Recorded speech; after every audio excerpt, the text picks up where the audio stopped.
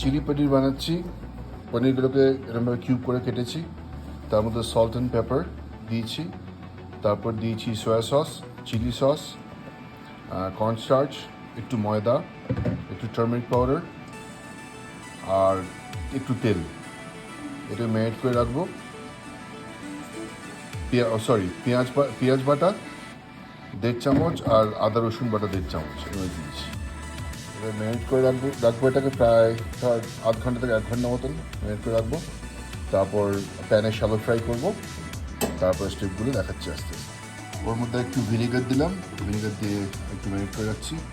এইদিকে ভেজিটেবল নিচ্ছি, mushroom slice, bell pepper, carrot আর গ্রিন চিলি, এগুলো সরষে মেশাবো, তারপর স্টেপটা দেখাচ্ছি। Okay, I've marinated this chili paneer turkey প্রায় 1 ঘন্টা মতন ম্যারিনেট করে রেখেছি। Now it's time to shallow fry it. প্রায় 4-5 চামচ অয়েল নিয়েছি, তার মধ্যে বেশি শ্যালো ফ্রাই করবো।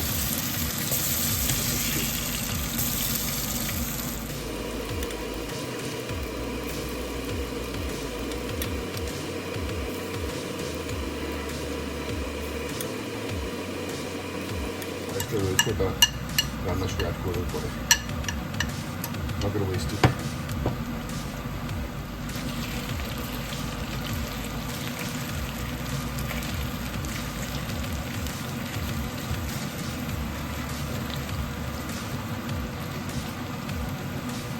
এটা রেখেছি মিডিয়ামে যাতে না পুড়ে যায়, এবং মশলা যখন ভাজা হয় তখন মশলার মধ্যে ঢুকে আর কি, সেই জন্য মিডিয়ামে রেখেছি। আস্তে আস্তে ভাজতে হবে, ধৈর্য দিন। Frying is almost done. Set aside paneer.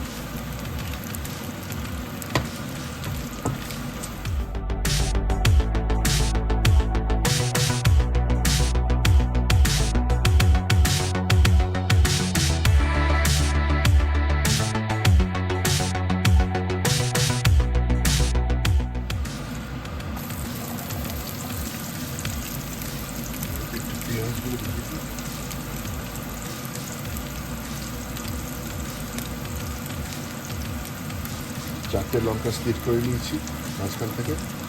It's optional, এটা একটু বেশি ঝাল হয়ে যাবে, বাট বলছি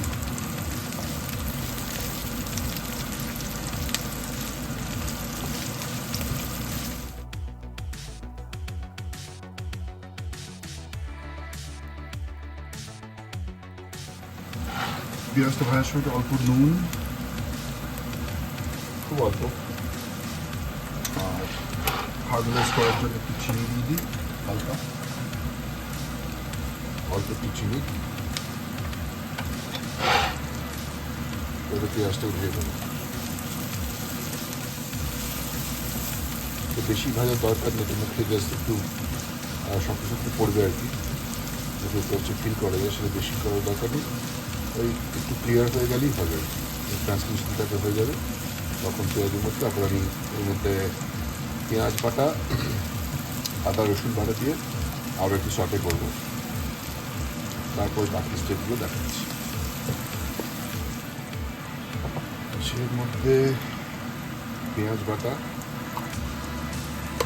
1.5 টিস্পুন, আর একটু আদা রসুন বাটা 2 স্পুন মতো, এটা আবার সাথে করে নেবো।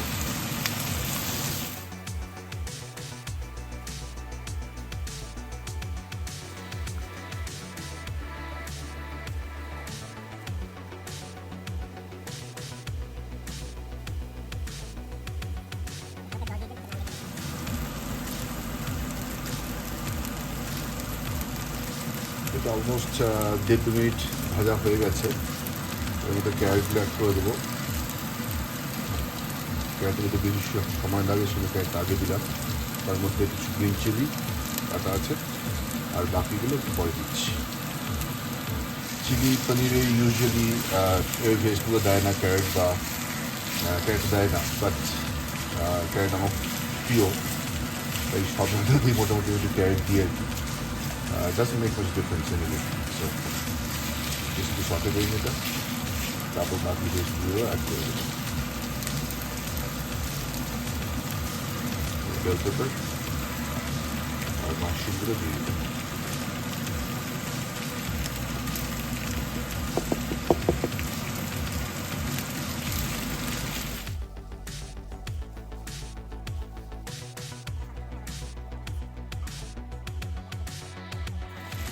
হাই টেম্পারেচারে সটে করে দিচ্ছি।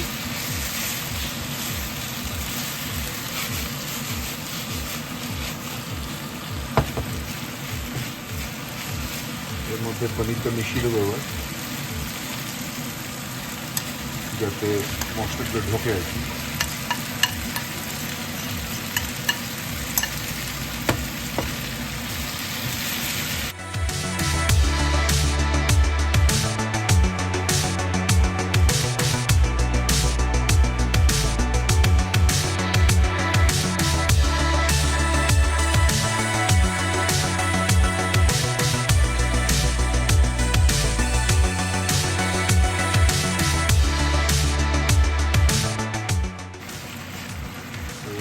সসগুলো দেবো সেটা দিয়ে অল্প কেচাপ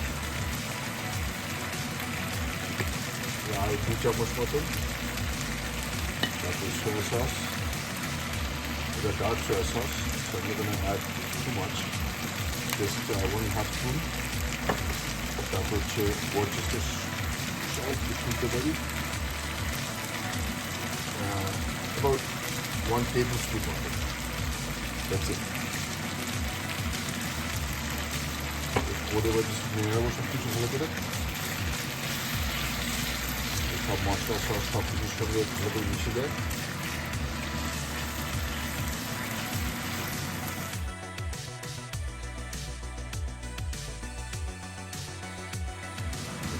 চিলি সস দিয়ে দিই,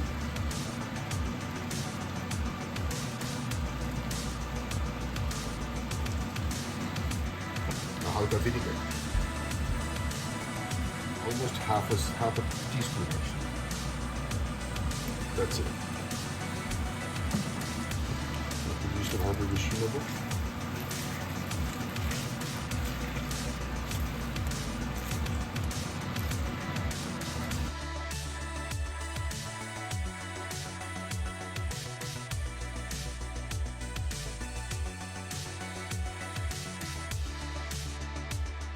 টেম্পারেচারগুলো লো করে দিলাম, এটা আস্তে আস্তে কুক হয়ে যাবে, কারণ ক্যারেটগুলো এখন কাঁচা রয়েছে, সো সেগুলো আস্তে হালকা রয়েছে করবো আর কি।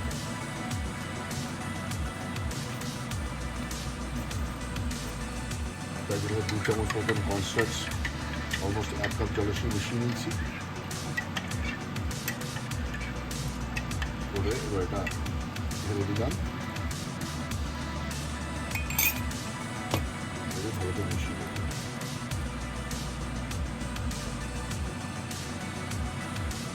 এটা গ্রেভি করছি, তার কারণ হচ্ছে এটা ভাত দিয়ে খাওয়ার জন্য, ভাত বা ফ্রাইড রাইস বা নুডলস, একটু হালকা গ্রেভি করে করছি।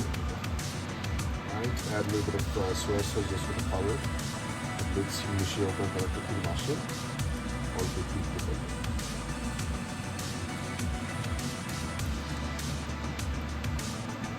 করে আর লো আছে সিমার করবো প্রায় 5 to 7 minutes মতো ঢেকে দেবো, ঢেকে দিয়ে রান্না করবো। হয়ে গেছে প্রায় 5-7 মিনিট ধরে লো টেম্পারেচারে এটাকে করলাম, কালার লুকস রিয়েলি গুড। একটু ধনে পাতা দিয়ে গার্নিশ করে দিয়েছি। Now it's time to test.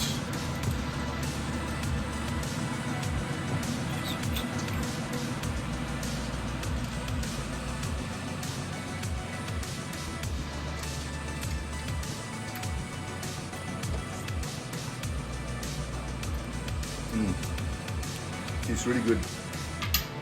সব ঠিক আছে? Oh good, thank you.